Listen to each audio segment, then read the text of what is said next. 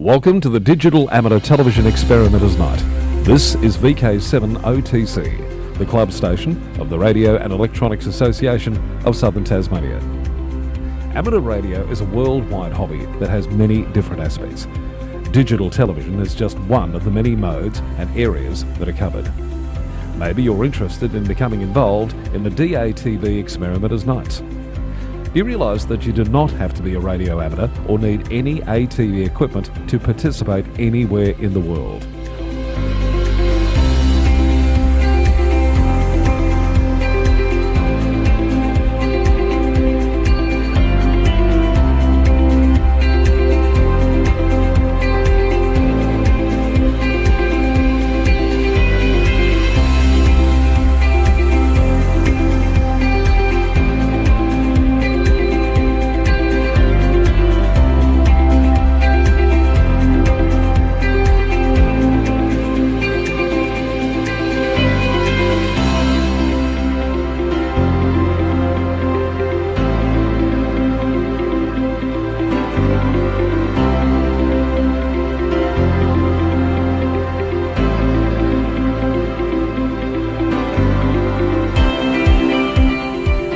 Also participate in the night by coming up to the Queen's Domain club rooms. Yes, right on top of the Queen's Domain in the heritage-listed Coast Wireless Station. You never know, we might get you in front of the camera or behind doing one of the many roles during the night. We get underway with our program on a Wednesday night from 7:30pm local time. We'll see you soon. This is VK7 OTC.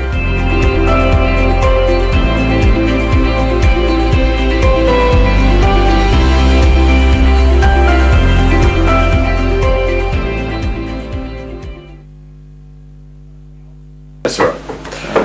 So welcome, Cedric, back for your for part two. How would you be? I'd be very well, thank you. Excellent. Excellent, in fact. Cool. I was just wondering,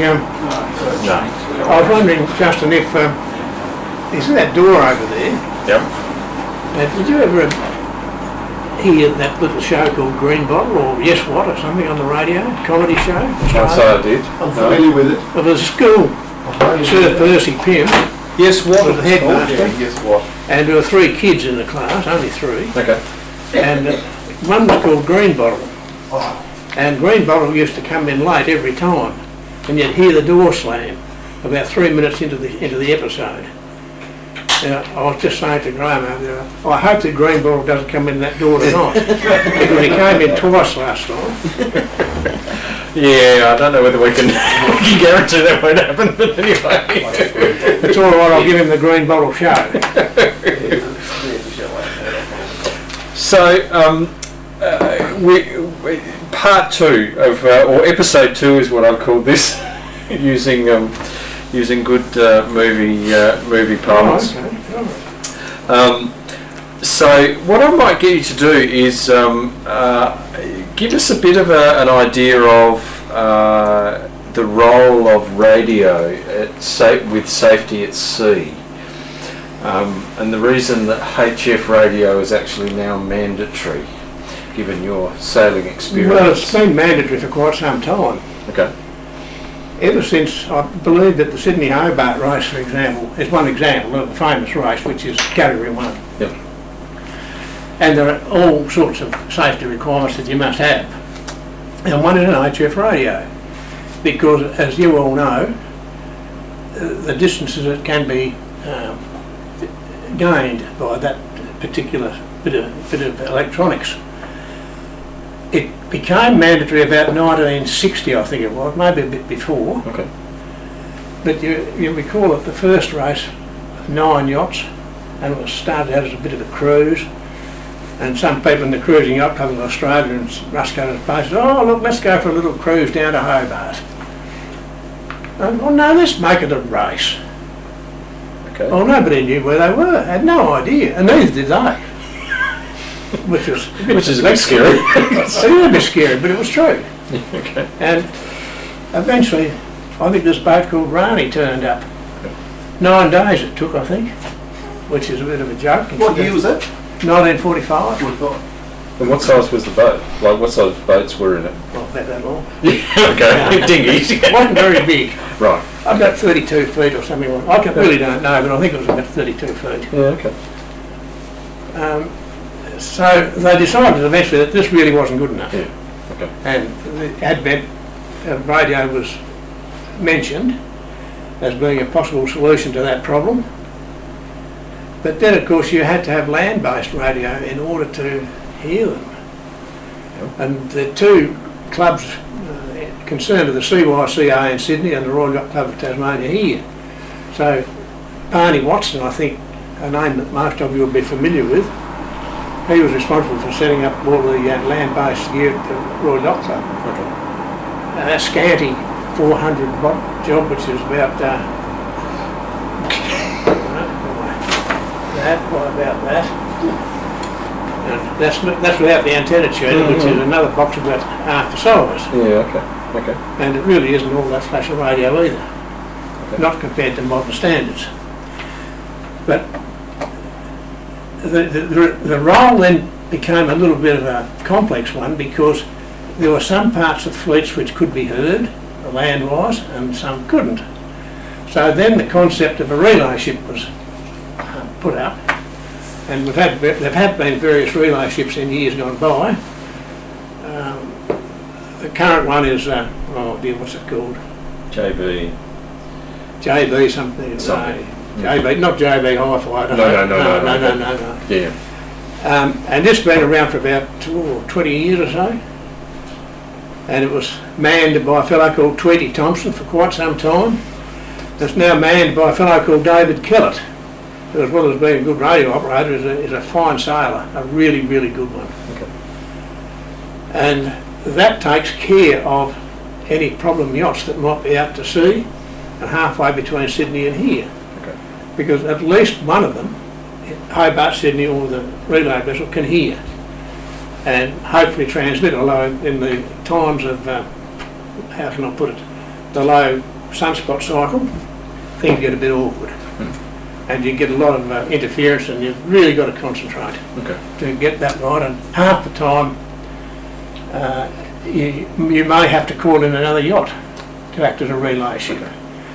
And the reason why it's mandatory is, I think, would be fairly obvious.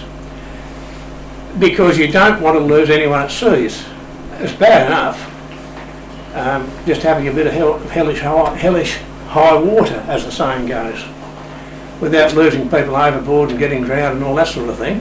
And that's happened twice that I know of.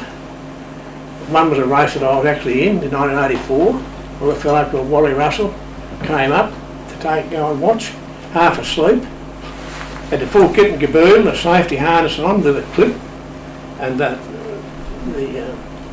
lanyard is about 2 metres long, I think it is, something like that.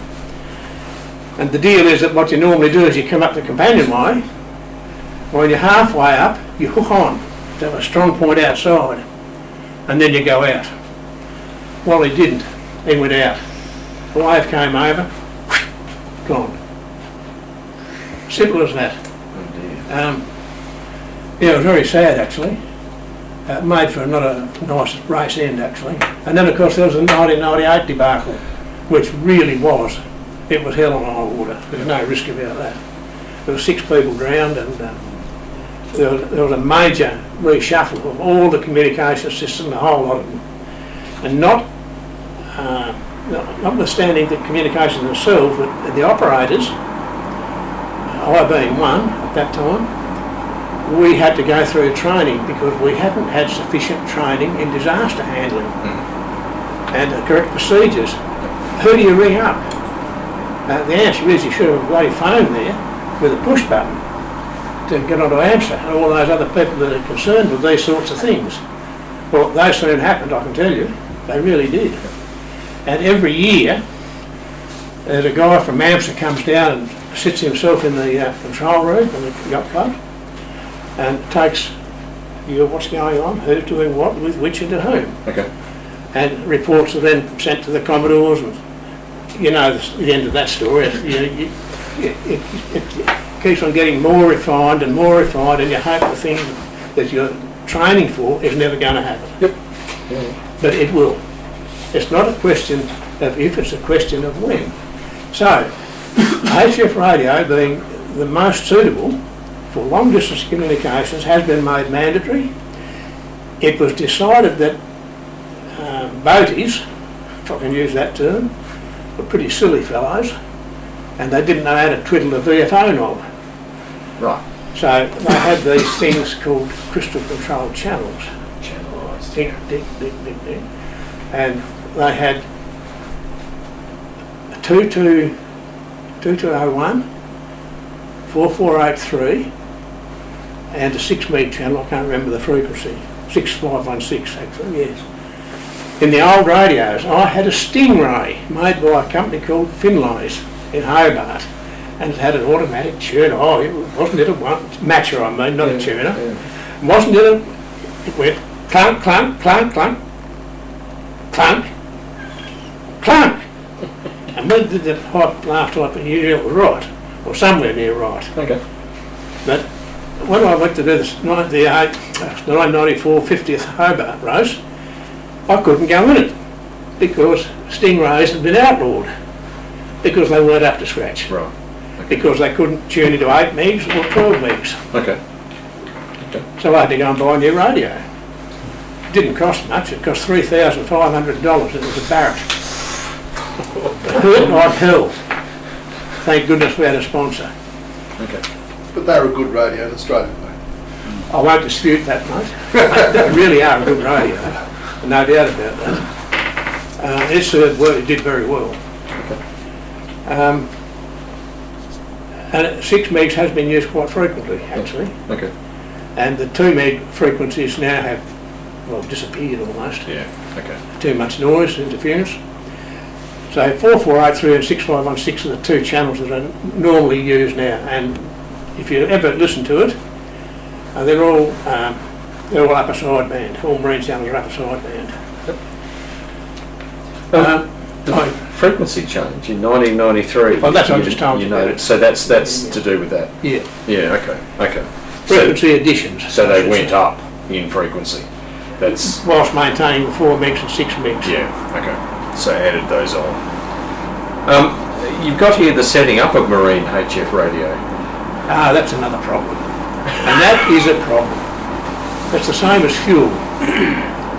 How so? Well, I've got down here somewhere on the piece of paper that you've got as well that I was a member of an august sub committee of the Australian Yachting Federation called the Offshore Sub Committee. And that's had the job of not only considering possibilities for additions to safety measures and so on, but also to seeing that these things were adhered to. Yep. Okay. And you might have heard the saying that you can't herd cats. Well, you can't herd boat owners either. They are a problem. And, you know, if you do a spot safety check on a yacht in Sydney Harbour before the race starts, and you dip this fuel tank, they've got to have at least enough to get from halfway across Bass Strait to land. That's the rule.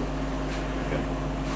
So, you dip the tank, right, yeah, okay, you're right, mate, and you tick off all the other things, the medications and stuff and the safety gear and so on. You get off the boat, you go halfway back towards the yacht club, and before you've got halfway, they're pumping the fuel out into cans to take ashore because 25 litres of fuel weighs too much. You know, it's a bloody nightmare, it really is. So they don't recheck that down here once they. Well, we've only got so many people on the ground. Yeah. Okay. Okay. Plus, they're allowed to run the engines to generate electricity, so they'll use diesel on the way down. Okay. Okay. Well, they could say that, of course, but yeah. It's a bit like the angels share in whiskey barrels. Do you understand where I'm coming from? Yes.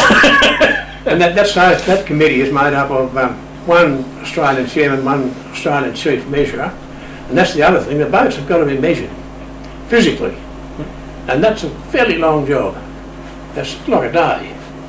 So you measure every possible thing of length, of depth, of width, height of the mast, the sail area, Okay. every possible thing, how it sits in the water, after girth station, forward girth stations, and all that sort of nonsense. Okay. Then you stick it into a computer and turn the handle and a number comes out. Right. And that number is what your elapsed time is multiplied by to give you your handicap position. Okay. Yes. Okay. Okay. And So the job of the measurer, you've got here the chief measurer, yes. is a fairly important job. Well, the one that I had most to do with, Gordon Marshall, a Sydney sider, he would tell you it's the only job. Right. And he's the only one that can do it. Okay. which makes it a bit impossible to get our boats measured down here, so obviously they had to appoint state measurers. Right. Cedric, do they weigh the boats as well? Do you know? Do they weigh them? No. Okay. No, they don't have to because they can measure the displacement. Okay. Yeah. Interesting. Yeah, it is interesting. Anyway, I spent 15 years on that committee, and it was very interesting because it was a lot of argy-bargy went on. There are people like, I'll pick a few, Sid Fisher, a ragamuffin man. There's no doubt he's a good sailor, but he's also a ratbag. And he'll get the New South Wales reps, he'll get in their ear and say, I want this done. And they will try to get that done. Right. Okay. So forth and so on. Fair degree of influence then. Well, they think they have. Right. Right. Okay. But of course, there are people that don't like them too. And a lot of them on that committee. Right. So it's made round to go around, and as short as it is long and as wide as it is broad and all that sort of thing. There's a whole lot more to say than that you just don't realise. It's just... Oh dear. And I do remember that any motions that had to be put to this committee, they had to be in writing beforehand. Yeah. Because you only had a weekend to get through an annual meeting, and it was pretty hectic. But the last 4 years I spent as a deputy chairman, and David Kellett was the chairman. And I used to go there a day early. And David would have all the motions for consideration. And we'd sit down and we'd chew them over. Yep. And we would decide beforehand, almost, how everyone's going to vote. And you could see it coming. Yep. Yeah. If you knew the people. Yeah. Which way? And they were all pretty honest people, I must admit, in their own way, that is. I mean, a measurer Yep. doesn't understand about yachting politics. Yep. And the yachting politicians, like the state delegates, they didn't know much about measuring. So sometimes it got a little bit interesting, to say the very least. Okay. But those meetings, I have to say, I don't know, I suppose a fair few have been public servants before. Staff meetings, I reckon they're the bane of everybody's bloody life. These meetings were the best I've ever been to. We would sit for 8 hours on Saturday and 8 hours on Sunday, and you would never lose attention. Because if you did, someone would wake you up very rapidly. Okay. And things did get done. Yeah. Okay.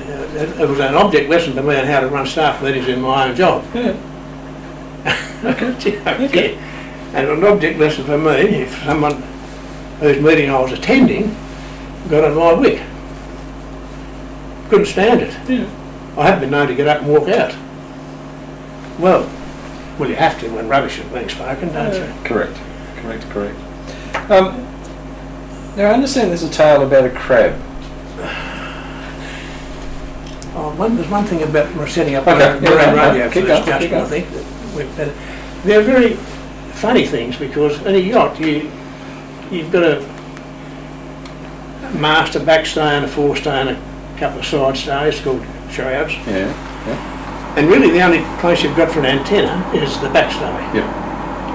And to that end, the backstay are insulated at each end with ceramic insulators, compression fitted.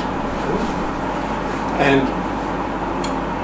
your radio must have a decent lump of wire running from the transmit bit to the antenna. Yep. And usually that's a fairly heavily insulated piece of high tension cable. And you've got to have a good RF ground. Yep. Okay. Or water.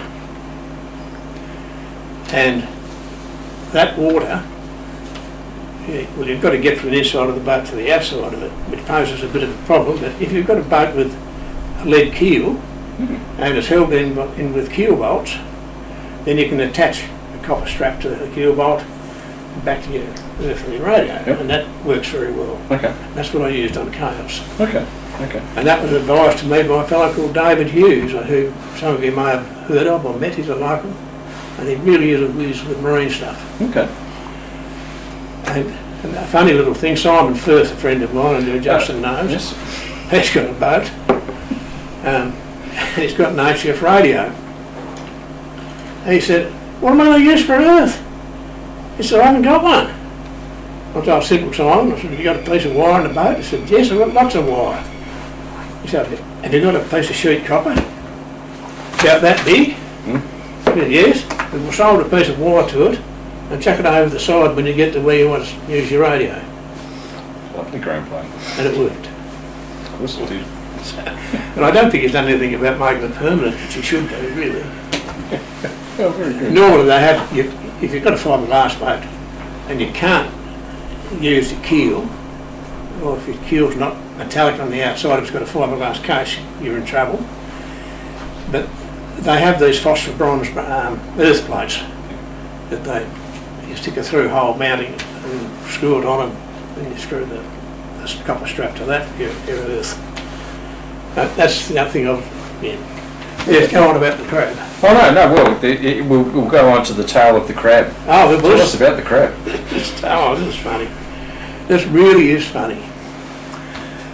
I had a colleague called John Hills who left the teaching business and went to live on Magnetic Island. No, Sydney first, then Magnetic Island. And I have another colleague, Chief of Science at Rose Bay was. Then he went to run the Marine Studies Centre down at Woodbridge, which some of you may have seen or heard of. And Albert's a very funny man. And firstly, in 1993, I took long service leave and took Janet up to Magnetic Island for a holiday to my friend John's place. And that was very nice, and John took me up crab fishing. You know, these mud crabs they have there in Queensland? Yeah, well, we spent 8 hours in this rubber duck with a big umbrella up. Didn't have nothing on the sides to stop the mosquitoes who come in squadrons. And we pulled these things called dillies looking for crabs, and we got 2. They were both about the size of a 20-cent piece. This was crab fishing, Magnetic Island style. Yeah, right. So eventually we got back here to Tasmania, and I reported this to my friend Albert down at the Marine Studies Centre, and he said, "Oh, that's interesting." Yeah, I said, "It's even more interesting. He wants me to go back and navigate a yacht for him in the Townsville to Dunk Island race." He said, "When?" I said, "Easter time." "Ah," Albert said, "come and have a look in the pond." Because there's this great big tank, huge, nearly as big as this room actually, the tank. And the fishermen donate stuff to put in there to swim around. And he said, "You see that huge crab there?" When I say huge, I mean huge. It was like that wide, that high, with claws like your forearm. One of those king crabs, I think they call them. He said, "Do you think that crab looks a bit ill?" I said, I'm no biologist, mate. I wouldn't know why." He said, "I think it looks a bit crook."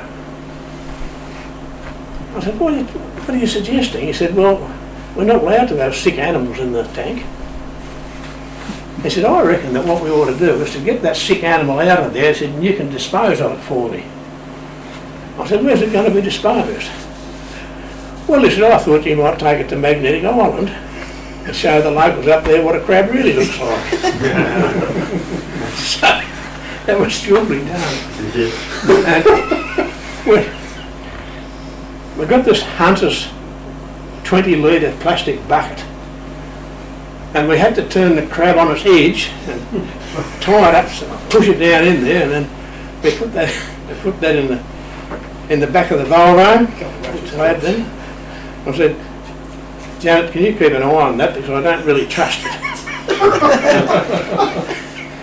So she said yes, and then she said, "Cedric, the crab's getting out!" And I was starting to rise up the bucket. Oh dear. I said, well, put your hand on it, push it back. You know, that's spent the rest of the time holding this bloody crab down in the bucket. And the next thing was to get it into the freezer to stew it a little bit. So I got about 30 copies of the Australian, which was the biggest newspaper you could get, wrapped it up in it. I tied it up first, tied its claws up, which was a bit of a battle, but we got that, and then wrapped it up in a newspaper and stuck it in the deep freeze, where it resided until the morning, and whereupon it was frozen. So I put it in my sea bag. I had 2 sea bags to take, and the crab occupied a little bit more than half of one, and a few odds and sods, and then I had another one which I had a borrowed GPS in it from Graham Ilfeston, a little Garmin which worked a treat on the Waddad, but it cost $1,800. You know, just a little, your phone does it these days. Anyway, I'd made arrangements to stay with our daughter's mother and father-in-law in Brisbane for a night before heading off to the next leg to Magnetic Island. So we got to the airport, 6 a.m, the Sparrowfart flight, and got on, baggage went, I went, hand luggage went in, overhead locker, and then we sat.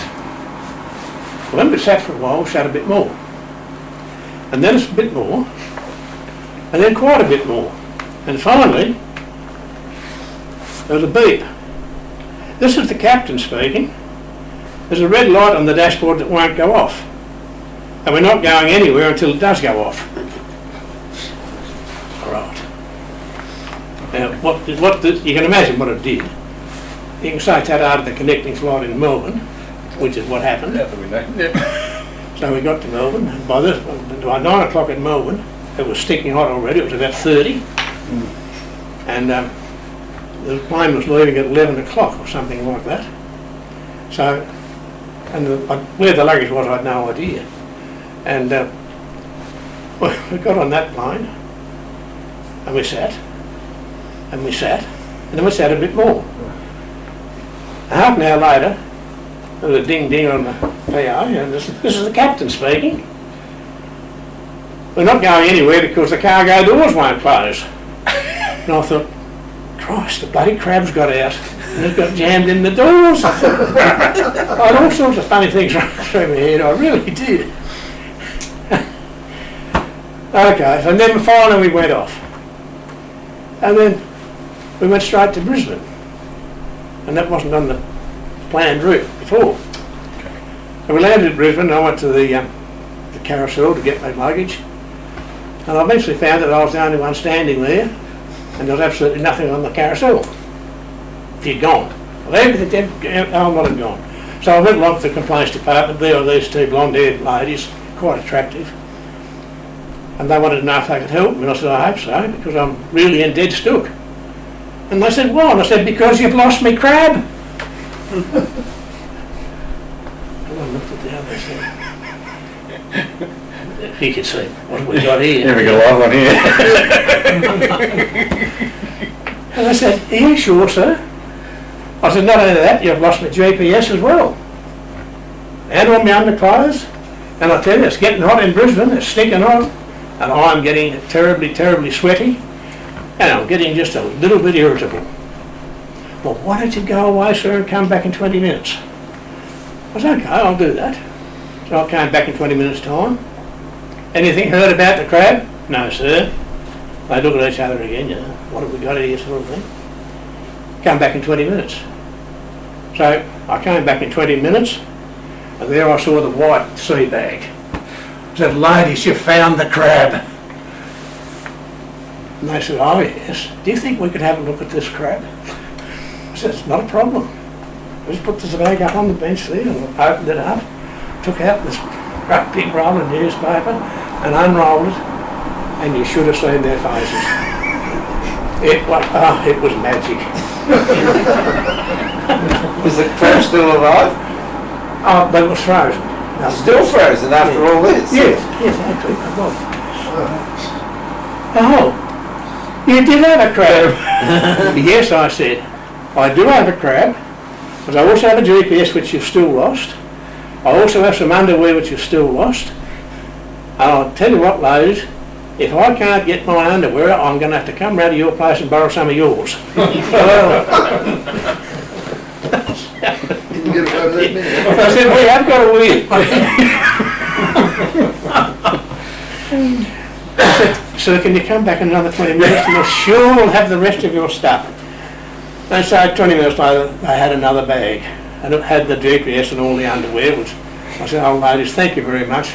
I can now go and have a shower, get less hot and steamy and proceed with my journey. Thank you very much ladies for your help. And I looked at one another and say, well thank God he's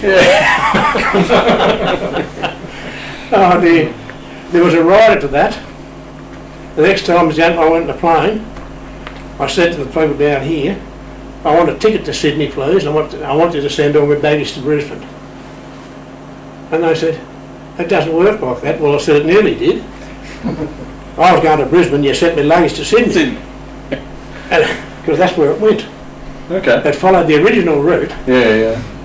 but on different aircraft. A later one, but oh, you know, you can't help wonderful things, these I things. tell you what, it doesn't happen like Albert, that. I hope you enjoyed that. That was the benefit of my friend Albert, who has to give a talk about the crab, because he now lives on Magnetic Island. And the end of the story really is that crab, we took it to the Ala Capri restaurant in Arcadia, where it was cooked by John's girlfriend, and it actually fed 14 people. And we had it outside dining facility, just off the pathway to the restaurant, and everybody that came past, they go, wow, we'll have the crab. We'll have the crab. So that's the end of that story, Justin. Albert. I love it. I love So it. where did the crab originate? Down here somewhere, or? Oh, down here, probably about, I'd say 20 miles towards Pedra Branca, I think. Okay, so it's a Tasmanian crab Yeah. of some sort. Okay. Yes, it's a Tasmanian beastie, yes. And they are beasties. Yeah. They were, for a long time, they were considered to be a nuisance, and they didn't bring any money, but now you can't buy them for love of money now. No, that's right. The fish shop in South Hobart has one of those very large ones, stuffed. If you stuff crabs, I'm not quite sure, but taxidermed, hanging on the wall. That reminds me of a sheep joke. Still need to change the rating. Now that's probably a good. There's you've got here 2 bottles of green ale, or how to have a lot of patience. Oh yes. In episode 1, I mentioned how I'd lost a Commonwealth scholarship, and my father was not pleased. In fact, he was downright disappointed. And he invited me to leave the premises and not slam any doors.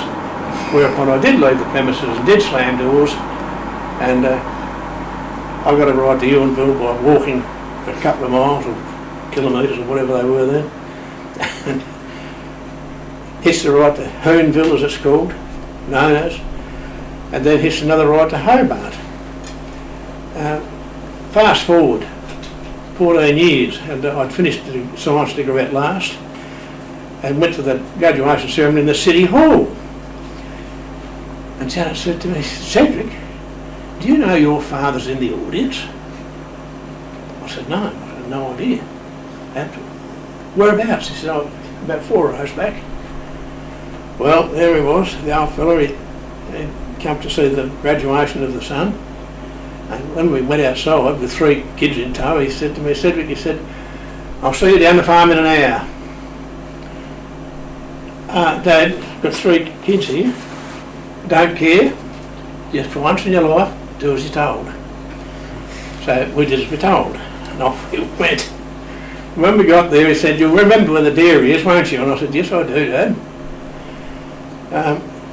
And bear in mind, in the meantime, we'd been down there stacks of times. Nothing was ever mentioned about this nasty bit of losing scholarships. And he said, well, go out to the dairy and you'll find in the top cupboard 2 bottles of green ale, Cascade Green. Ah, right, what do I do with them? He said, bring them inside. When you get them inside, you get the bottle top opener and open the bottles. I said, to what grade of displeasure? Oh, he said, well, he said, do you remember, he said, when you lost that scholarship, you went out and slammed every door in the house and then you took the gate off its hinges? And I said, yeah, I do. He said, and then you walked for a fair way. But then you got to ride in a red car, a ute, got to Huonville, dropped you off outside the Grand Hotel in Huonville, then you got to ride in a white car, a Holden. I said, that's right. I said, How did you know that? how the hell do you know that? Oh, he said, I followed you at a discreet distance in the Zephyr to make sure that no harm came to you. I said, and I went across to the Grand Hotel with a view to buying 2 bottles of green ale and having a beer with him when I thought you'd done reasonably well. He said, cheers, son. Best beer I've ever drunk. Oh, fantastic. Fantastic. And that leads on to the parent calculator revolt. Oh, yes. Look, if I asked you people, if you go anywhere without a calculator for your work, how many would go without a calculator? Well, there's nobody, because you've got a mobile phone for a start.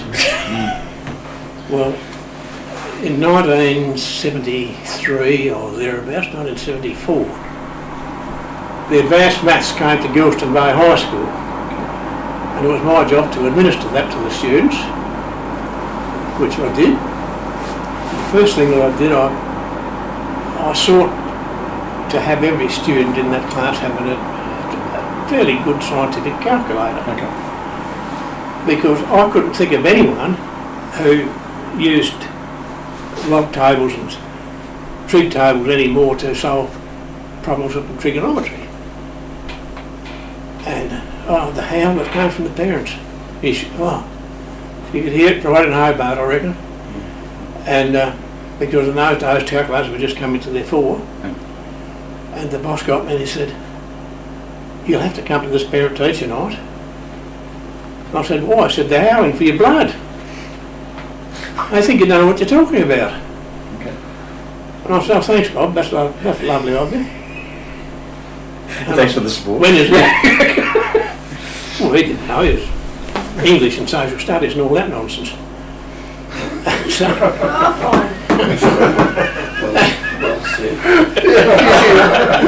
so we go into this parent friends meeting, and it was like sea of faces. There were about 100 of them. I mean, every parent Turned up. Yeah, okay. which is highly unusual. So Bob introduced me. And he said, the floor's yours now, Cedric. And I said, good evening, everyone. I hope you had a nice trip here tonight. Just as a matter of some interest, I'd like to know, ladies, how many of you went down to Geilston Bay Creek today and did your washing in a dirty mud pool and bashed out your clothes on rocks? Now, funnily enough, no one put up their hand. And then, ladies, would you put your hand up if you did your washing in a modern electric-driven washing machine? And they all put up their hand. Gentlemen, would you put up your hand if you drove here tonight in a horse and cart? No. T-model Ford? No. I said, I know there's one bloke came in an A-model Ford because I saw it in the car park. So we'll discount that one. How many came here in a modern car which is less than 10 years old? They all put up their hand except one. They're driven there in an A-model Ford. I said, well, I don't have anything to say to you people because you are absolutely perfect examples of what I'm trying to do. You are making use of modern technology rather than outmoded technology, and I wouldn't expect you to expect your child to do anything less. Any questions? Yeah or no? Very good. I love it. Can I ask a question? Yes. Because my grandchild, children, are never taught their tables. Do you agree with that?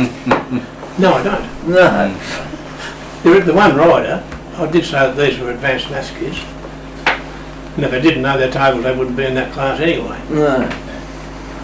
And Rex, in all honesty, the feeder primary schools, we used to visit them before they came, the year before, at the end of the year, and we'd ask for a bit of help from the grade 6 teachers, and we would have all the information on any kids that might have major problems in maths, English, they might be dyslexic, all sorts of things, and we'd have a handle on that before they even got there.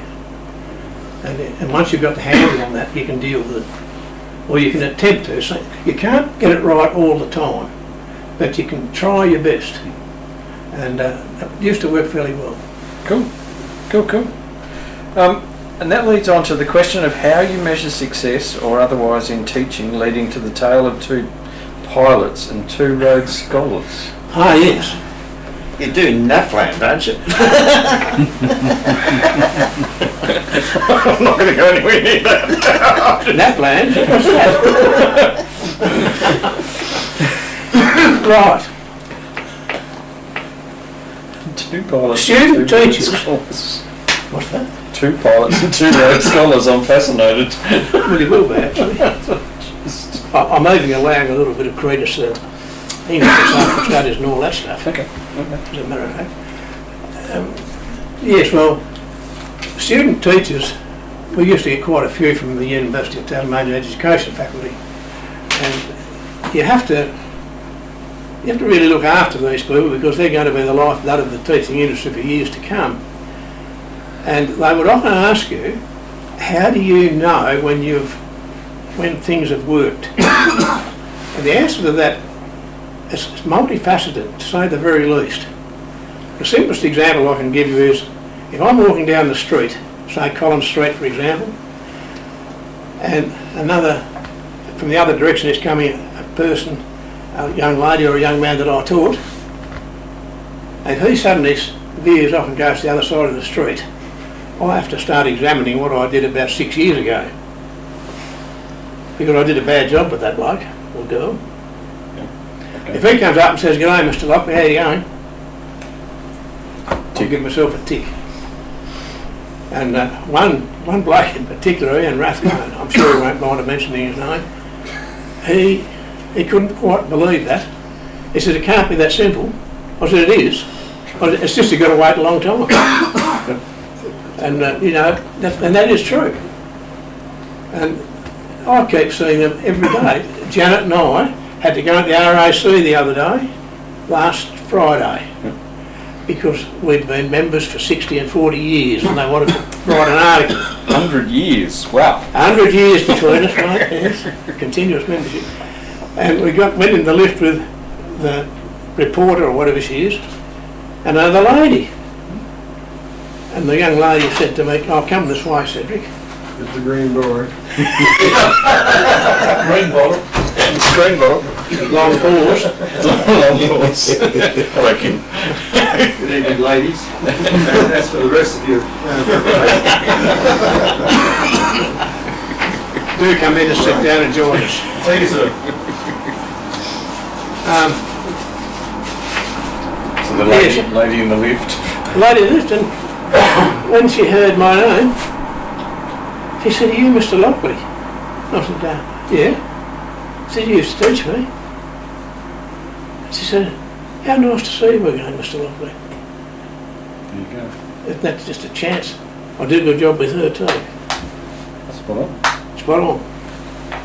Anyway, that's another thing too. Student teachers. Long pause. Naughty room.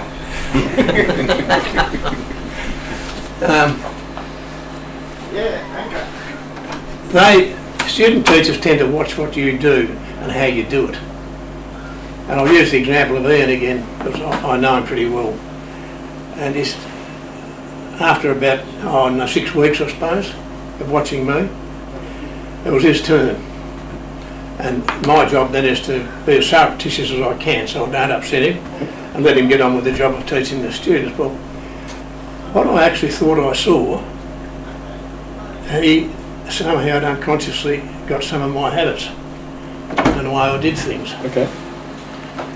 And I said to him after then, one thing you cannot do in teaching is to copy someone else. You have got to be yourself. And he said, why is that? And I said, well, if you want to make life interesting for your students, Can you mind wearing some you've tomorrow? got to be unique. Yes. So we took that on board and became one of the best teachers I've ever seen. There you go. I love it. Now, these other two people, the two pilots. One was a lad who, his father helped me build my boat. Okay. He did a bit of interior woodwork and all that nice stuff that I'm not much good at. And his son Damien went to a school up there somewhere. Okay. And he was in matric year, and he wanted to be a marine pilot. Ooh, okay. And he had to have physics, matric physics. That's you.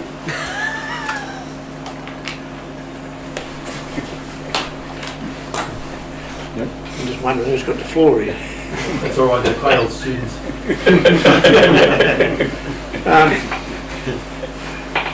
So Robert said to me, could you tutor Damien in physics?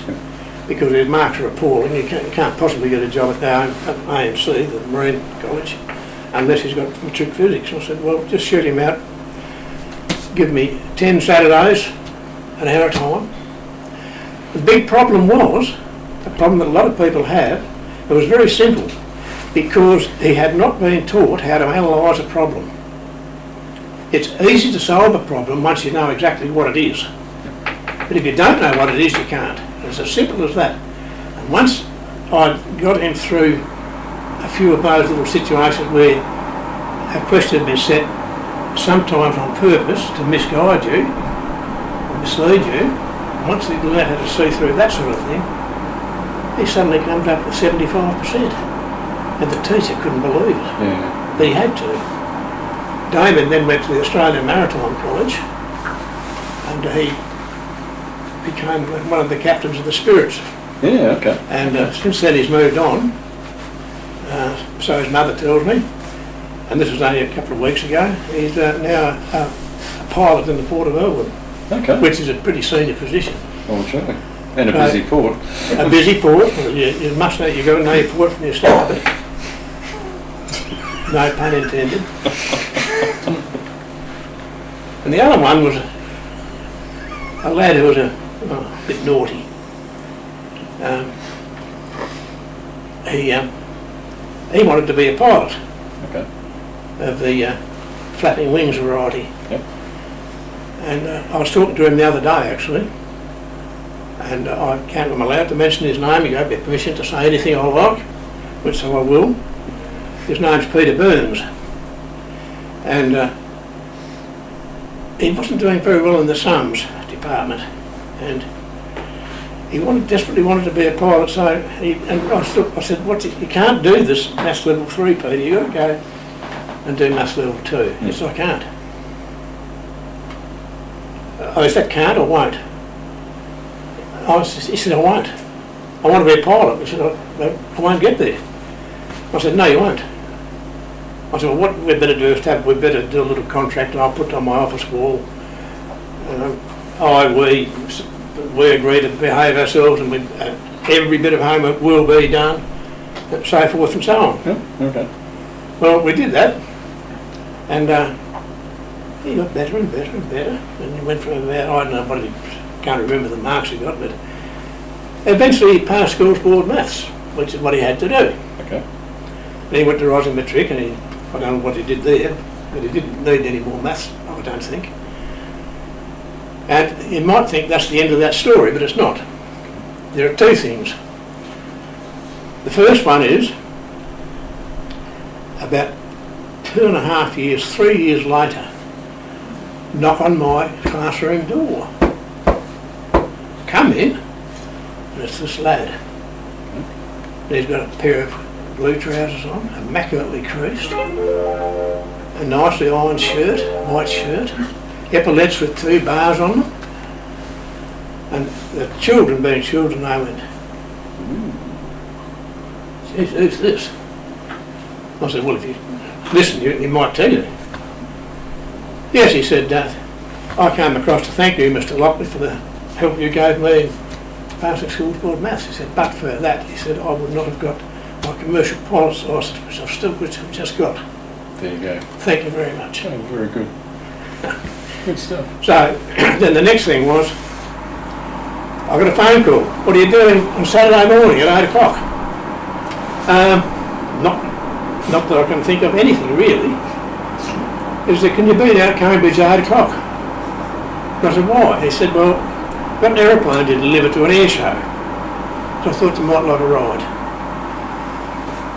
I asked, where are we going? He said, well, we're going from Lanherne to Cambridge. Oh, the whole 2 Ks? No, he said, no. He said, we've got an hour and a half to do it. Had the flight of my life. A twin engine, what was the thing? Navajo, Piper Navajo. We all went up the east coast, up to Mile Island, did a circuit of Mile Island, buzzed the kangaroos, came back. I was allowed to fly it. Ooh, okay. And he said, you've got very good skills, Mr. Lockley. He said, you should have been a pilot. I didn't say the obvious, which was if I'd been a pilot, he probably wouldn't have been. That's right. Anyway, I was talking to Peter just the other day. Would you believe he ended up as a senior captain in Cathay Pacific's Dragonair branch? He's retired at 55.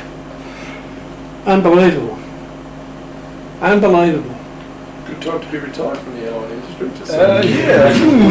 Oh, he was flying out of Hong Kong. Yeah. Like that. Mm. And he said the business there is not what it used to be. He said flying there is no good anymore. So. I said, do you still fly? He said, no, only other people's aeroplanes. It's cheaper that way. He got that head screwed on right.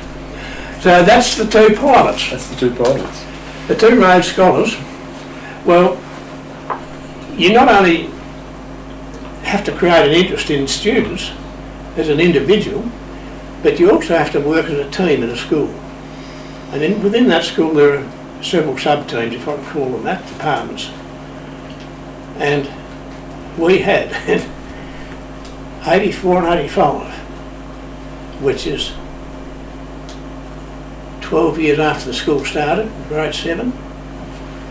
It takes 4 years to do high school, 2 years to do matric, another 3 years to do a bachelor's degree, and at the end of that you're considered for a Rhode Scholarship. In 1984, number 1. Okay. 85, number 2. Wow. Teamwork. Yeah. Richard Flanagan was the first, Okay. and a lady called Lisa Hill was the second.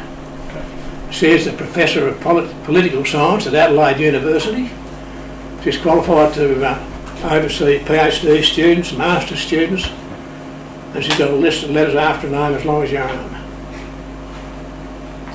So there you go. There you go. Fantastic. That's how you measure success in teaching. Well and truly. Well and truly. The Otago, aka Otago. Yes. What's that about, Cedric? It was a dog. Oh, okay. Okay. A yacht which doesn't do well is called a dog.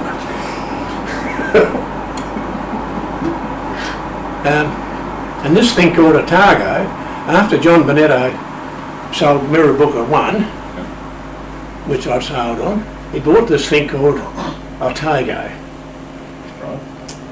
Oh, it was a beast. It didn't do anything. And so it got named by the assembled throng, apart from JB himself, as ought to go. Meaning that it didn't, but it ought to. Then he decided to sell it. And he couldn't find anyone to take it to Sydney, where he had a bloke who was going to sell it. So finally I got asked if I'd do it. Okay. And I said, well, I need someone to give me a hand. I'm not going to take that thing on my own.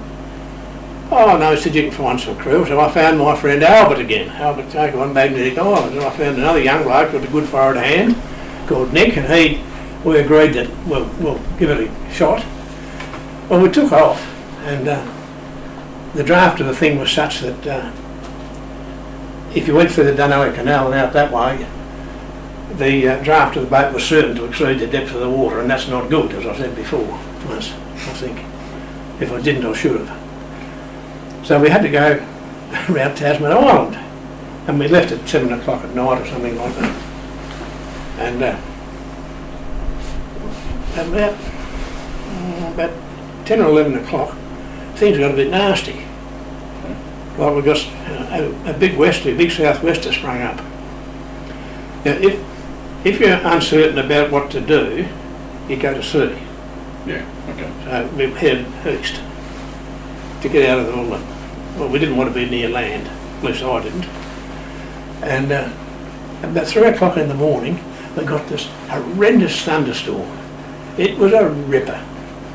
Lightning all over the place. It was like daylight. And I'll never forget this as long as I live. A shout came from upstairs where Albert was steering the boat. He said, "Cedric!" "Yes, Al?" "Would you mind passing me the newspaper, please?" He said, I can read it up here. I forgot to read it this morning. That's what it was like. Yeah, okay. And then you start to think about the tip of that There's some mud sticking out of the water here. Oh dear, it wasn't nice. Well, we got to Tribunna next day, and we found that it's got a hydraulic gearbox, that thing, and all the hydraulic fluid had leaked out of the gearbox. So I called for a man to come and repair it, and a man came to repair it, and we set off again. And guess what? The hydraulic gearbox leaked again. We'd got up to Cape Tourville or somewhere. I decided that I didn't like that, so I turned around and came back. Oh, okay. And that was AKA should have went. Should have went. Okay. And then JB said, "You're going to give it another shot?" I said, "Not in your life. You find somebody else for that." So what sort of boat was she? What sort of boat was she? I don't know. I don't know who the designer was. It was a masthead sloop, about 43 foot long, 44 feet long. I don't know who the designer was. Whoever it was, he shouldn't have been in the business. So JB finally got someone else. And it actually went. Oh. So then it became known as Finally Went. Finally went. Oh, very good.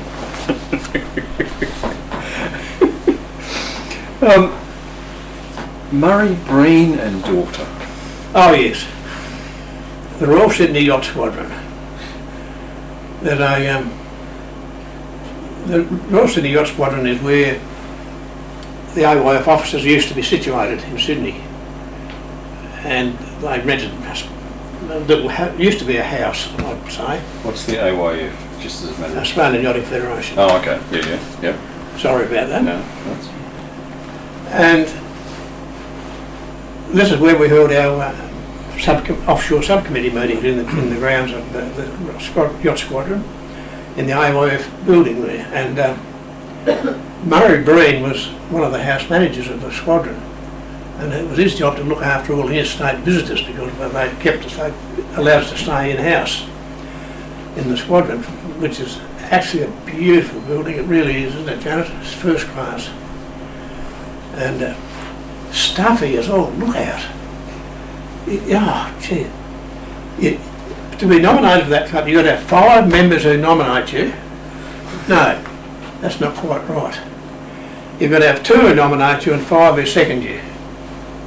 Okay. The joining fee is $2,000 and the annual subs are $1,700. Well, that's what they used to be.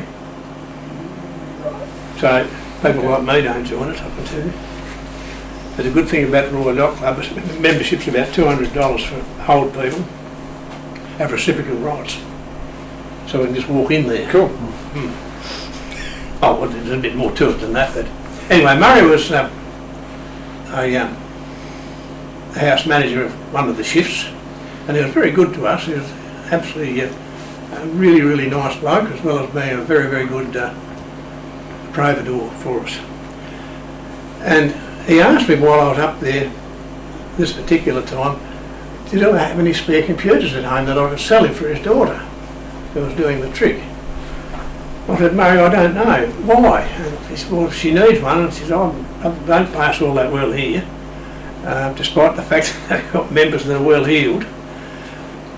I thought you might have one that you could sell me. I said, well, that'd be a bit difficult because I'd have to send it up and that'd cost you. And I'd just finished putting in a network in the AIF building of about, I think it was 14 computers. It took a week, and there was a lot of junk there left over from some of the rubbish they had before. And there was just enough rubbish to build a computer. So I said to the man who ran the office, Tony, do you mind if I wrap some of this gear and make a computer up for Murray's daughter? It's not at all. Good stuff. He said, how are you going to tell him? I said, well, out the front there's a whole heap of junk that's got to go to the tip. I asked him if he can take it to the tip. And so I did. I asked Murray if he could take it to the tip, and he said, oh yes, no trouble at all. And I said, well, that little bit there in that corner, he said, drop that off at your place. I said, that's for your daughter. He just couldn't speak. He thought it was lovely. Good stuff. And so did his daughter. It was got the most beautiful letter that you've ever read, saying thanks. Good stuff. 5 years later, I sold my yacht. And I had the two boys who bought it on board, and we went over there for lunch. And Murray was about, and he said, you can't dress like that. He said, you can't come into the club. But he said, they've got this downstairs bar. He said, I can give you lunch there. And so the four of us went there to lunch, and the food was just the same as it was in the dining room. So it's just a question of where you sat. And so we ate, oh look, honestly, the prawns were there and all, oh look, it was just wonderful. And I said, thanks Murray, that's very good. How much? He said, next time you come. I'm still waiting for the bill. Good stuff. No, that's the story of Murray and his daughter. Yeah, very good. Very good. Now a train story. Ah, yes. Oh, look, I'm interested in this one. has anyone heard of or seen, or both, the steam train that used to be out of Cadbury's? Painted in Cadbury's purple? It now lives up at the Derwent Valley Steam Preservation Society. The engine is H2, which was bought by the Tas Government Railways in the 50s, I think. And of course it went out of service. And a couple of individuals decided they'd buy this train, with this engine, and they'd refurbish it. One was David Flecker, who used to be a GP around town, he's retired. Another's an engine driver called Tony Cowan. Has a steam ticket, fortunately. And they knew a few people, and finally a group of about 10 of us became shareholders in this blasted train. And another bloke and I, Michael Brown, and I, we rewired the locomotive, did a fair bit of rewiring of some of the carriages, which were old Tasman Limited carriages. And then it came to time, finally, we got permission to use it. And oh look, honestly, it was just magic. I've got here, it says, it was hot, steamy, dirty and magic. And I really mean that. That thing is 2,000 horsepower. And I can tell you, when you crack that regulator, you could just feel it. It was just awesome. Well, of course, one thing led to another, and it went bust because the people from Tasrail who had to be on board, because they wouldn't let anyone who didn't have a ticket to do the particular job wasn't allowed to do it. Yep. Someone could be along with these other turkeys from Tasrail, but they wouldn't work unless they got triple time on Sundays. And they really virtually destroyed it. Yep. And since then H2 has remained in mothballs, up there at Derwent Valley Steam. Well, what do they call it? Heritage Steam, something or other. Yeah. You make a comment here, this was the only hobby I made a profit from. Yeah. I bought a $1,000 share, Yeah. and when the Derwent Valley Society bought the train, Yeah. I got $1,500 for my share. Well, there you go. So you can't say that hobbies all lose money. Well and truly. Well and truly. Capital gains tax. Beg your pardon? Capital gains tax. Wasn't thought of then. Yeah. But anyway, Mr. Cash does wonders. Yes. Yeah. So did you actually get to drive it? Did you actually get Just on a the little bit. on the footplate and? Yes, on the footpath. From National Park to Medina. Okay.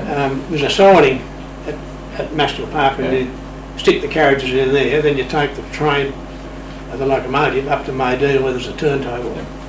And you turn it round and you bring it back, then you back it into the siding and the carriage is on again. And on that trip up there with just the engine, yes, I was on the footplate, and that's why I know it's hot, steamy, dirty and magic. I love it. You got no idea what 2,000 horsepower is built No. like. Oh, there's one other little thing that I forgot last time. Yep. It was a little black book with navigation tables in it, Yeah. which JB gave me. Yes. Yeah. You mentioned that.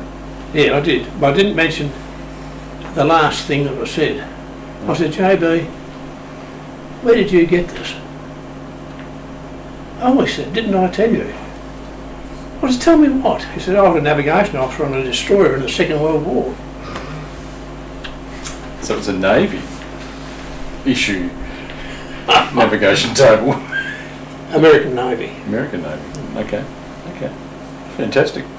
Mm. The volunteering work with the Royal Yacht Club Oh, well, that's and the Sydney really, Harbour. we've really sort of covered that, I think, already, but every year there's a couple of yacht races which are long distance ones and they need to be covered, monitored. Lately, we use VHF for the Maria Island race because there's no need to use HF. And there's an interesting setup, Mount Murray on the east coast.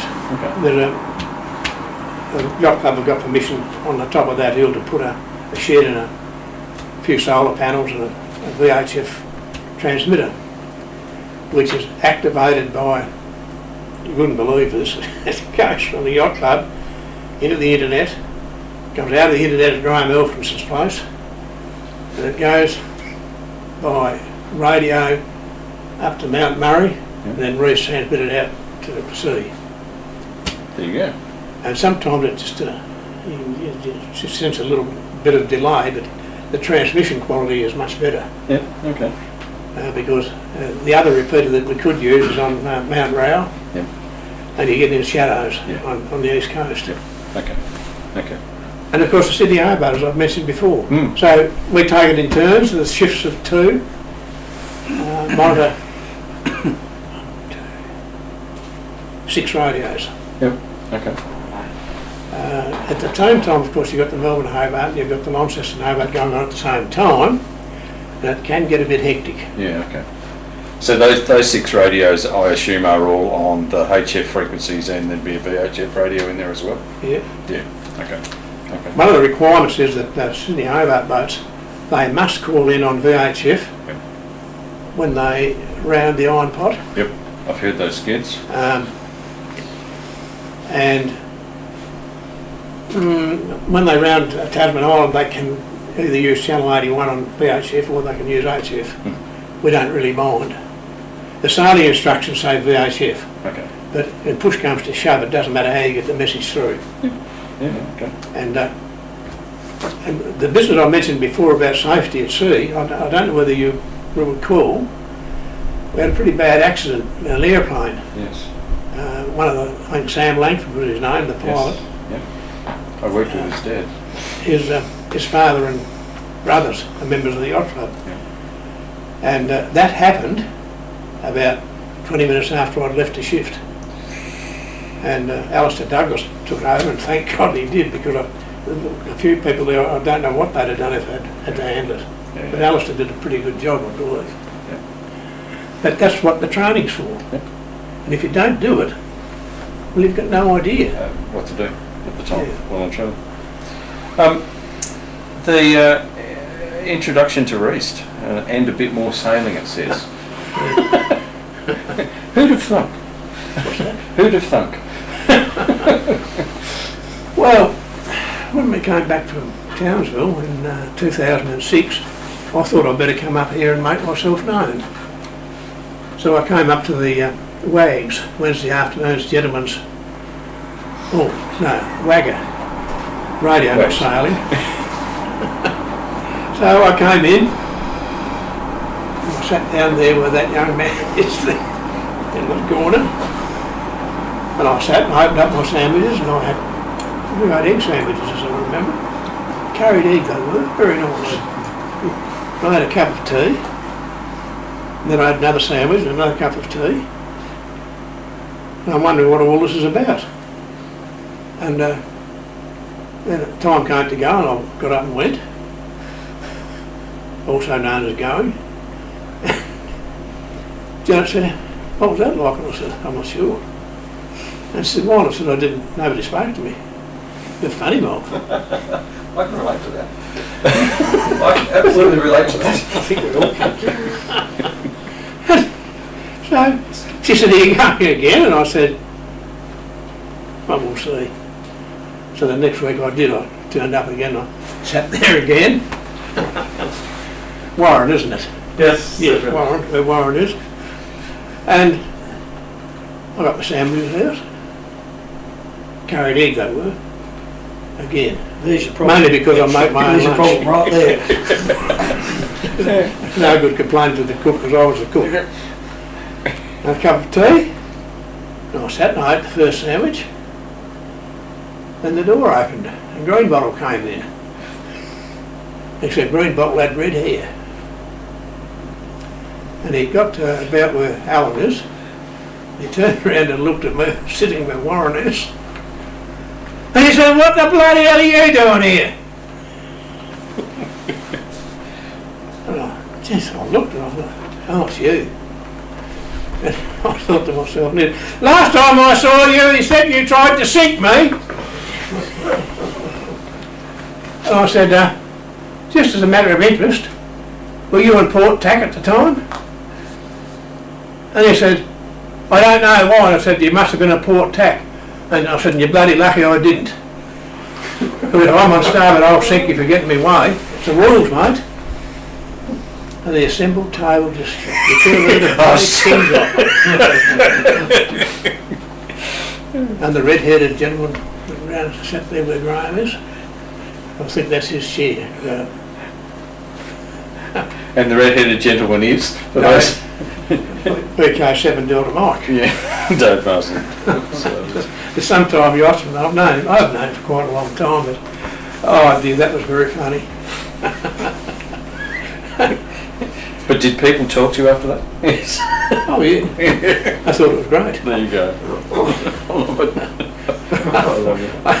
I don't have to do that every time I walk into a room full of people. Oh dear. And finishing off, Cedric, the portable and mobile HF, VHF, UHF, Wyson, Yeah. horsies, worldwide flora and fauna, etc. Oh well, you know more about that than I do, Justin, actually, especially the worldwide flora and fauna. I just took up with Wyson, did a little bit of mobile work. I rather enjoy that. You go out into the scrub somewhere and look after the horse people on their 80 kilometre and 120 kilometre rides. Yep. And that's all a bit of good fun. It's safety. You'd be surprised how many things can go wrong in a horse ride. Yep. Dear oh dear. Horses get lost, people get thrown off, Correct. lose their shoes. Horses, I mean, not the people, not the riders. Well, that's probably happened as well, but anyway, that's another story. Oh dear. So there's a fair bit of work to be done. There's one coming up in October at Pine Garner, Yep. where the use of a portable repeater is going to be required, as I understand it. There'll be a base station, I think, 3 controls, and the progress of these riders and their horses are radioed into the base station who log it. And what happens is that a lot of the connections of these people, these riders, they get a bit uptight if someone's a bit late. So they'll go and they want to know if you can help them by giving them a rough idea where they are. And of course you can, usually. Sometimes you can't, and if you can't, well, it means that something's got to be done pretty quick. And there's a coordinator in charge of all of these things, and you usually call for him if things, he's the man in charge, and he's the one that puts things into motion if you need help in a hurry. But a lot of the times, what happens is a horse loses a shoe or something like that, or it gets lame, and they've got to send a vehicle and a float out to pick it up, and they've got to know approximately where to go. Otherwise, you'll be riding around the place all day, because they're mostly bush. They're in bush tracks. So that's that. I enjoy that, Justin. I know you do. Well, sure. It's good stuff. And we both enjoyed the tipple of scotch after the event. And one of our members is actually a distiller, so we get to try out all sorts of things. Not that that's why we go. It's the horses. It's the safety of the horses. That's not what you told me. Sounds suspiciously like fishing. Yeah, pretty close. I think that's about all, Justin. Pretty close. Well, thank you very much, Cedric. I might open it up for any questions for Cedric about any of that. So, if you've got only easy questions, please. No. You spoke about the repeater up on Mount Murray. Was that were you involved in putting that in? No. Alistair Douglas. Oh, gee. Can't think of the guy's name. One of the guys on roster with me last year had something to do with it. And a farmer up there who's landed his. He was instrumental in all that. Very kind to us. He's a nice chap.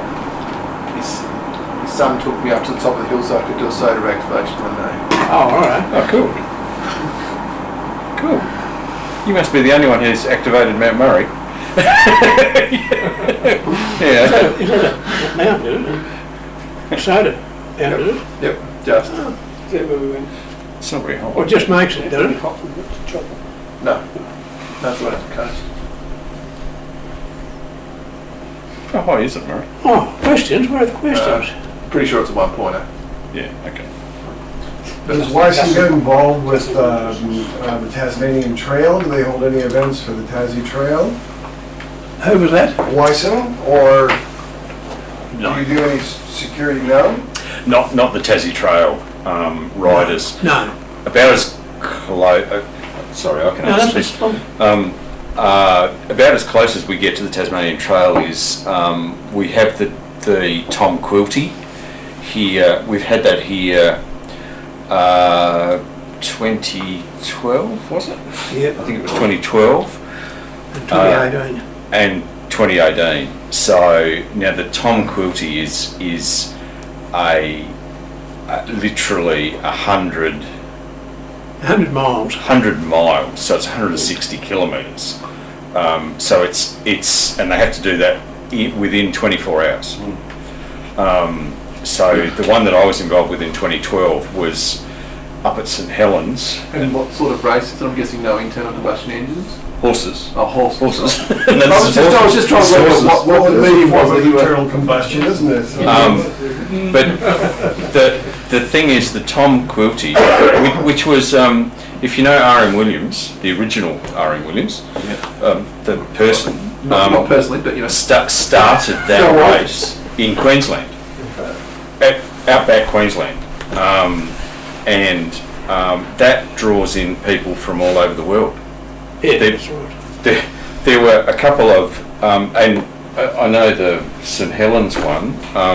That's if you know St Helens, as you drive out of St Helens off to Pine Garner, there's a big oval, and they had that oval set up, and there were hand technicians that drove in that are basically float accommodation, sort of on the back of these trucks, these huge trucks, semi-trailers. I did inquire of one bloke how much they cost. $400,000. $400,000.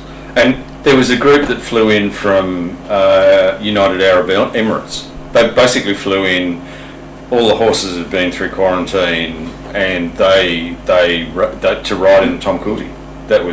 And that's what they do. Go around the world riding the Tom Coolty. Correct. And they don't always win either. Oh no. But I tell you what, they absolutely. We were on a checkpoint. We're on a Wyson checkpoint for that, and we had a fire going, and you're in the middle of the bush, and you just see this headlamp coming down the track, and on some of them, they were actually galloping down the track with a headlamp on, in the dark, and it's just, they've got more guts than I know. It just regret for their animals. Do the horses need to be fed? Well, there are vet checks. Throughout that, there are compulsory vet checks, and their temperature's taken, their pulse, and a whole lot of other characteristics are taken. And if the vet says this horse is stressed, you're out, that's it. Your race is over. So you actually have to look after the horse. This is about not pushing the horse, getting it through the vet checks, the whole bit. And there's 4 or 5 of these vet checks over the 24 hours that you've got to do. But do they feed them along the way? Oh, they feed in water. Yeah. A lot of the checkpoints have water, and we had hay and carrots and whatever else was sitting there that they could stop and have a drink. But some of them they would fly through. You'd get their number and they'd fly out the other side. It was a race for them. That was. I think the boat that won the last one did it in about 9 hours. Yeah, really. 100 miles in 9 hours. Just have a think about that. And in between time, he has to have a rest of an hour. Yeah, there's compulsory rests. So halfway through. So not really the Tassie Trail. So you don't go from one end of the state to the other. Stages thereo's, because you can do it in stages. Correct. But that's the 100 mile. That's the longest. They've been running. The Equine endurance people have been running 120 kilometre, 80. They're usually 80, 40, and 20. The 20 is a training ride, so you see a lot of young riders on the 20, and the 40 and the 80. You see a lot of riders in the 40 and the 80, and it's the 80s the more experienced riders. It takes a day. So you'll see them early on, and then you'll see them go through probably 2 or 3 o'clock in the afternoon. Oh, what do they do, laps? Some of the courses it's laps. So it'll be a 40 kilometre course twice. Or the one that's at Pyengana, it's the 80 kilometre is the 40 kilometre, and then you actually reverse and go back in a different direction and a different trail. And there's signs that are nailed to trees and all of that sort of stuff. This is checkpoint 3, but on the next round it's checkpoint 5. It's all of this sort of stuff. So you need to keep your wits about you as well. So anyway, it's good fun. It's good. Last time you mentioned about some Japanese guy in a boat, and then eventually you got a silk flag. Yeah. Can you run that story again? I didn't follow it. Oh, well, some visitors to our place, they were looking after the boat next door. One fell on it. There was a lone Japanese bloke who was a bit shy, excuse me, and they just looked after him. And they took him, wherever they went around the town, they took him with them. And he came back to our place and had an Australian barbecue, and his English was, almost non-existent, or so it seemed. Yeah. And the next day, the crew of Mercedes 3 woke up to find that boat had gone, and tied to the forestay was this flag, and written on it in perfect handwriting was many thanks to the crew of Mercedes 3 and Cedric and Janet for looking after me while I was in Hobart. Welcome to Otago Yacht Club anytime you care to come. signed Yoshi. Yeah, so that was like 1 day or 1.5 days. Wasn't an actual yacht race or anything? Well, it was the end of the race, yes. Yeah. End of the Sydney Hobart. Okay. It was a Sydney Hobart competitor. Unfortunately, we haven't been to Tokyo Yacht Club yet. It's on the bucket list. And have we heard whether the boats are coming down this year, Cedric? Big one? Have we heard whether the boats are coming down this year or not? The Sunbird? No, have we heard if the boats are coming down this year or whether they've cancelled Is it? the race happening? Oh, they are. As far as I know. Right. There's been no order from the radio man, the chief, Alistair, to stand down, so I guess it's on. And the fullness of time we'll get an email. And there's a couple of people, Tony VKT and Clayton ZCR, who actually monitor the radio channels. Yeah. And they do that for the media outlets. And they stream it. They stream it. They actually stream it. So the media outlets get, and they absolutely love the feed because they get, if there's something happening, or they get the story and can go to, blogs and print and everything, almost instantaneously after it finishes. So they actually monitor those channels for the whole race. So, and they've got a special little thing on the computer that basically grabs the sound bites every so often and shoots them up to the cloud and go from there. So you can listen to it live on your phone. So, and it's worth actually listening to as well, because I listen to it quite often. The Skeds, and they're quite entertaining. That was when it was you talked about the VHF one as they were coming around because when everybody was coming in, I left it on in the shack and listened to all these boats calling in. So sometimes it gets very hectic. If you're trying to conduct, when the JB, whatever it is, comes into port, it's usually at the halfway through the third day, but there's still boats out there and the skids have got to be conducted, and David Killer's not going to stay on that boat and do it, so it falls to the yacht club to do it. And usually I get the job of doing it in the absence of Alistair, who does it if I don't do it. And if you're trying to conduct an ACF skid, boats out off the east coast, and you've got boats coming around the corner on VHF rattling away in your ear while you're trying to do the skid, it's almost impossible. So we had to set up a radio, an HF radio, a VHF radio in another room to take that noise away. As you say, it can get really hectic. Okay.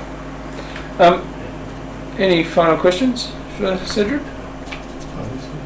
Well, thank you very much. Not a problem. That was fantastic. Hope you enjoyed it.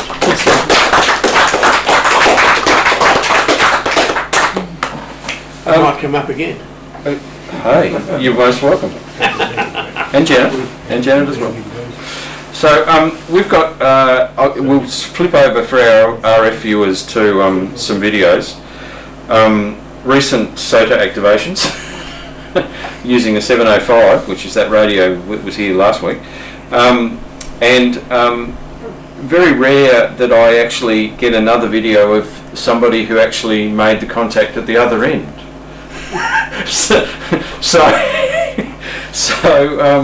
that was quite good. So there's a video of the activation on Mount Wellington, as well as the person who received it in Victoria. Good Lord. So I thought that was pretty cool. And then keeping with the radios and sea, there is a couple of ACMA videos that I came across, which was how to use a VHF marine radio and how to use a VHF marine radio for weather information, which would come out from the ACMA. Dear. Would you believe? They've heard about Channel 1, have they? Well and truly. And in fact, the ones with the weather information are our Tasmanian fishing guys, the two guys that do the Tasmanian fishing show. So the ACMA employed them to do this weather. So there's a bit of a Tasmanian flavour to this one as well. So yeah, and then we probably won't get to this, but a little bit about marine electronics, so communications at sea, navigation and sailing apps. So there you go. So I thought that was relevant. It is relevant. And topical. So anyway. And very topical. So, thank you very much. Grab a tea or coffee, and we'll head to the video. So, thank you again. Justin, just before you Yep. on to the videos, I'll relay a quick way about radio sets and how the operators have to be on the ball and listen. We were doing a grassy race out of Melbourne years ago. Anyway, Charlie was the radio relay ship, and Charlie's navigation skills were a bit ho-hum. Anyway, so we got down there, we're down the coast, just a bit grassy, and the skid comes up and, you know, blah, blah, blah, everybody rattles through and that's fine. Charlie goes, can't see any of you guys. And we went, yeah, we can't actually see you. Whereabouts are you? Yeah, I'm about halfway down the island. And we go, oh, we're about 2/3 of the way down the island. We should have visual on you. And he goes, yeah. And we sort of go, where's the island? He said, out the window. On the port side. And we go, okay, which way are you going? Oh, I'm going south. You're on the wrong side of the island, you idiot.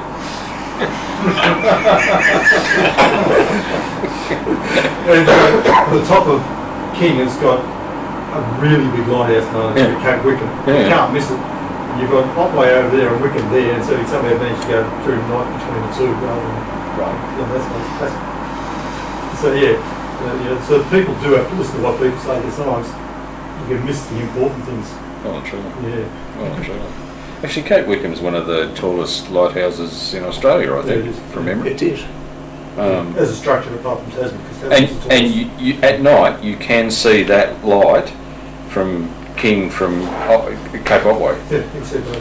Yeah. So I've obviously seen it. So yeah. Anyway, cool. Okay. Talking about those lights, John Bonetto and his mate John Lucas, so Bonetto was a financier by profession, or if you like to call it that. And he used to finance fishing boats quite a lot. And there was a fishing boat out of Lake's Entrance. The owner fell behind with the payments. So the owner was warned, and no, nothing happened. No, it's in the mail or anything like that. So JB says to Luke, he said, we've got to go and get that boat. We've got to go and repossess it. So off they went to repossess this fishing boat. And the weather reminded me about this. So out they go, they come and they repossess the boat, and out they go out through Lake's Entrance. And they head off, JB steering this boat. And after about a couple of hours, Lukey says, JB, where are you going? And JB said, well, he said, I thought I met it about 175. Or thereabouts, just enough to bypass Flinders Island. And Lukey said, well, JB, what's the weather like? Oh, he said, it's southwesterly. He said, well, why are you heading directly into a southwesterly swell? He said, that means headed for King Island. Yeah. But Luke, the compass says, Luke says, I don't give a stuff what the bloody compass says. He says, I'm going to have a look underneath that compass. And sure enough, the fisherman stuck a bloody great magnet under there.